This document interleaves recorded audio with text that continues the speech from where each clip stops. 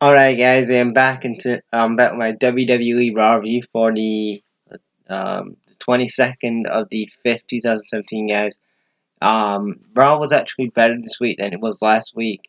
Last week was just such a clusterfuck, and I just don't know where the WWE was going with that show last week, but this week it looks like it was building to something, to Extreme Rules and something like that, and yeah, it was a pretty good show.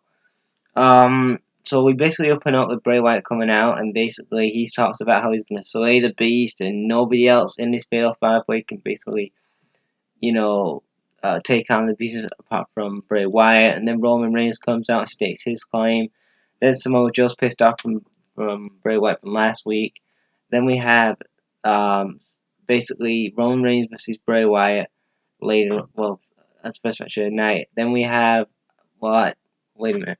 Yeah, why? Wait a minute. Yeah, I got that confused. Okay, Joe didn't come out till the middle of this match. So we have Reigns versus Bray Wyatt. It wasn't even a match. It got thrown out, and then Samoa Joe comes out and he basically attacks Roman Reigns. It ends out in the DQ. Ross comes out. Then we learn after that in a backstage segment that it's going to be Reigns and Rollins versus Joe and Bray Wyatt as your main event. Then we have Finn Balor coming out. Finn Balor versus uh, Carl Anderson. What is it? I was gonna call him Ken Anderson. What the fuck? Yeah, in a match. But before that, Paul Heyman came out and put over Finn Balor, saying that Brock Lesnar and Paul Heyman wish that it was him. He well, wishes Finn Balor good luck and really puts over Finn Balor strong. That basically how Paul Heyman says that Balor's not like the rest. He's different, and how he's a fan of him and stuff like that. And then after that, Finn Balor said that he's waiting for Brock Lesnar. Then after that, we get the match. Balor goes over Carl Anderson anyway. Whatever. Then we have Sasha Banks versus Alicia Fox. It was Alicia Fox who went over. And in my opinion, if they want to do a Sasha heel turn, then they have to do it in the next couple of weeks. Because, I mean, what are they actually doing with Sasha? Just letting her job out every single week to people? I mean, here's your best women's wrestler you have, one of the best women wrestlers you had in 2016 on the Raw brand, and you're making her job out to Alicia Fox. That jobber.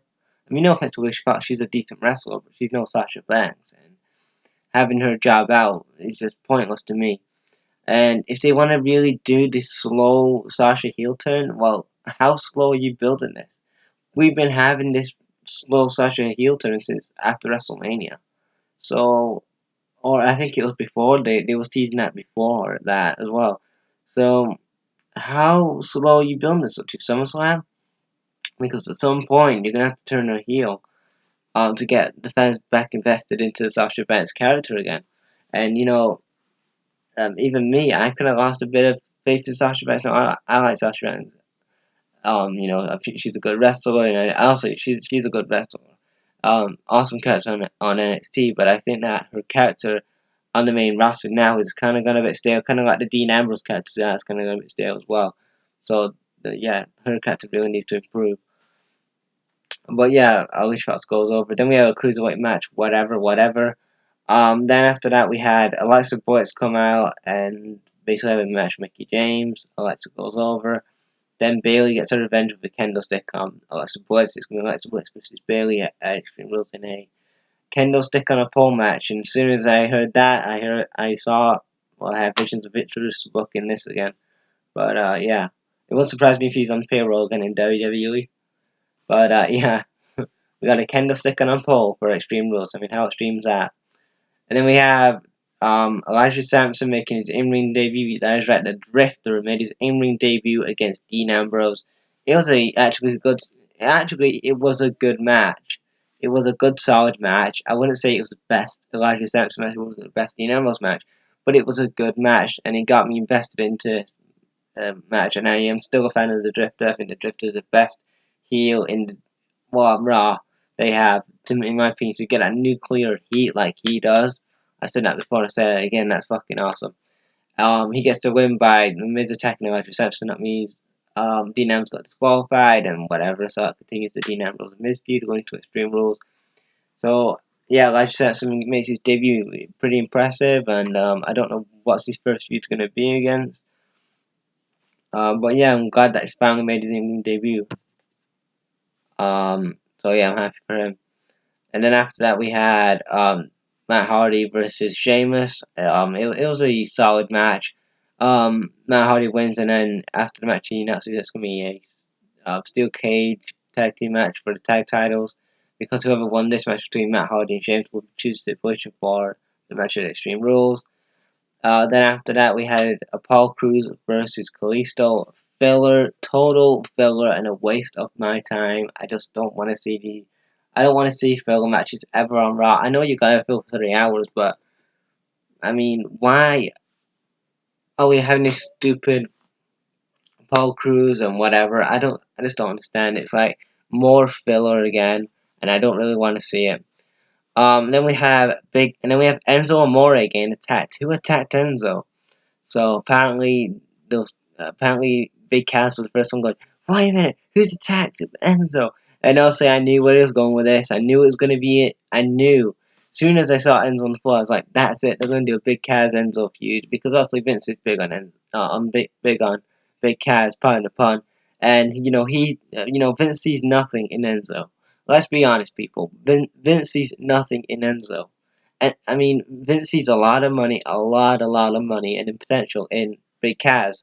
That's why he doesn't like them as a tag team. He wants to split them up. Then he can make Big Cass a big star, which I know he's going to be anyway. But he doesn't see anything for Enzo apart from mid card city, and that's all he is in Vince's eyes. But I think that there's money in Enzo if you book him properly.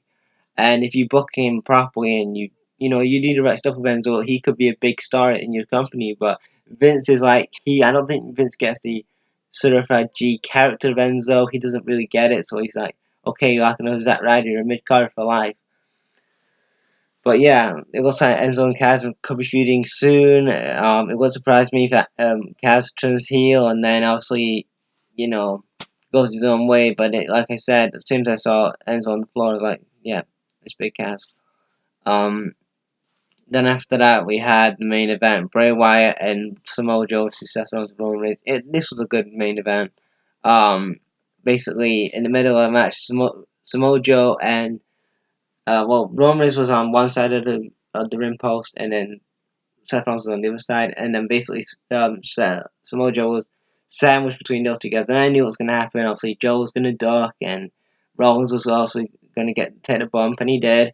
And then after that, Bray Wyatt tosses Roman Reigns out of the ring, and then Seth Rollins gets choked out by Joe, and Joe and Bray Wyatt win the match. After that, Balor and Kurt Angle backstage, and basically Kurt Angle says next week on Raw it's going to be Kurt Angle, not Kurt Angle. Why did I say Kurt Angle? Wait. Finn Balor versus Samoa Joe and Bray Wyatt and then that's it.